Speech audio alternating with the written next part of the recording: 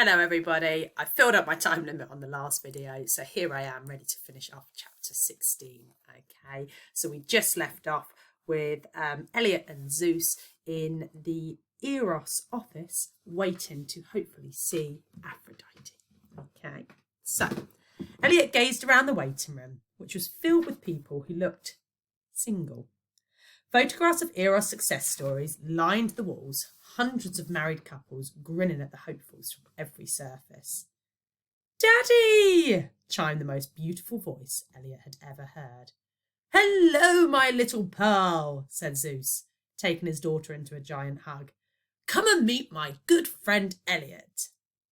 "Hi there, Elliot," said Aphrodite, shimmying towards the boy glued to the floor. Elliot tried to speak, but all the words evaporated inside his mouth. It was hard to say exactly what made the goddess of love the most beautiful woman Elliot had ever seen, but as he gawped at her long golden hair, her twinkling blue eyes, her full rosy lips, and the snug jeans and t-shirt she was dressed in, he didn't honestly care. Zeus nudged Elliot in the ribs. "Your mouth called, old boy," he whispered. "It wants its tongue back." But Elliot was deaf to anything but the angel song in his head as Aphrodite glided nearer. "So you're our little mortal," sang Aphrodite, or so it seemed to Elliot, as he drowned in her boundless blue eyes. "Hermes called me last night and told me all about you. Lovely to meet you." Garbled Elliot dreamily as he reached for her outstretched hand. With a twinkle in her eyes, Aphrodite pulled Elliot towards her and planted a big kiss on his cheek. At the touch of her lips, Elliot felt a blush begin 20 metres below the earth, surging through the ground before it burst into his shoes and erupted all over his face, making him resemble a thoroughly happy tomato. "Affy, could we have a word, please? Bit of business to discuss," said Zeus with a wink. "Yes, of course. I'm just with a client," she whispered, gesturing to the gentleman in the knitted pullover in her office. "With you in a mo, Colin?" Righto, okay then," replied Colin as he tried to remove his anorak, banged his knee on the desk and tripped over the chair, sending his thick black glasses flying.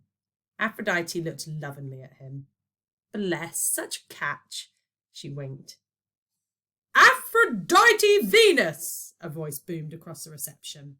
It belonged to quite the tallest and broadest woman Elliot had seen without a shopper, a giantess in a grey suit, brandishing a briefcase. "That's me," said Aphrodite sweetly. "Millicent Tronglebaum," declared the woman, flashing an ID badge. "Health and Safety Officer. I'm here to inspect your toilets." "Madam," Zeus boomed admiringly, much to Sally's annoyance, "you can inspect my toilets any time. You are my kind of gal. Someone you can cuddle all week and still have enough for sandwiches on Saturday." Millicent gave Zeus a look that could brew a veruca. He shirked against the wall, burbling incoherently. "Your annual hygiene inspection is overdue," she barked, turning her attention back to Aphrodite. "Ah, whoopsie," said Aphrodite mischievously. "Whoopsie indeed, Miss Venus," roared Millicent, pulling herself up even taller. "It seems you've never been granted licence BS666, operating toilets where people might need one, and if you can't come up with a reasonable explanation, you can expect a substantial fine." "I see," said Aphrodite, looking back at Colin, who was now staggering blindly around the office. "Won't you come through? I'm sure we can work something out." With a wicked smile, Aphrodite ushered Millicent into her office, gesturing to Zeus and Elliot to follow. She took a seat at her heart-shaped desk. Colin was crawling around the floor in search of his lost specs. "Now, how can I help you?" Aphrodite asked Millicent sweetly, opening a small drawer and removing a pink leather box. "According to our records, you haven't applied for a toilet licence since forever," said Millicent. "That sounds about right," Aphrodite trilled, opening the box. "You don't deny it?" said the incredulous Millicent. "I have nothing to hide," said Aphrodite. "Paperwork is boring. I don't do boring. Besides, I can't pay your fine. My services are free." Money is such silly stuff. Elliot wanted to argue that it was easy to think that about money when you didn't need it. But everything Aphrodite did was amazing and beautiful and wonderful. I think Elliot's got a bit of a crush, don't you? Don't you have a secretary? Asked Millicent. Someone to handle vital matters such as toilet licenses? Nope, said Aphrodite absent-mindedly, fiddling with whatever was inside the box. This is a very serious offence, Miss Venus, Millicent roared. You could be facing... Have you met Colin? Said Aphrodite, gesturing to the helpless soul floundering about on the floor. No, sneered Millicent, peering down at Colin as if there were a pile of slug sick at her feet. You two should get to know each other, said Aphrodite, suddenly standing up and yanking a pink taser gun out of the box. I think you'll get along. What the? Gasped Millicent, but it was too late. Aphrodite fired the gun and two wires tipped with pink hearts sliced through the air towards their targets, one attaching to Millicent, the other to Colin's scrawny bottom. For a moment, both parties tried to overcome the shock of having a taser fired at them in broad daylight. Elliot noticed that Colin's glasses were lying by his feet, so he handed them to the stunned man, who was plucking the heart from his backside.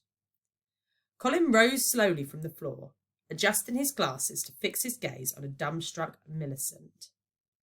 Millicent Trunglebomb, she said softly, extending her hand towards a slack-jawed Colin. Colin Limpwood, he replied, taking her hand as if it were a holy relic. You have the most beautiful name I've ever heard. Millicent Trunglebomb. It's like a choir of heavenly hamsters singing your beauty.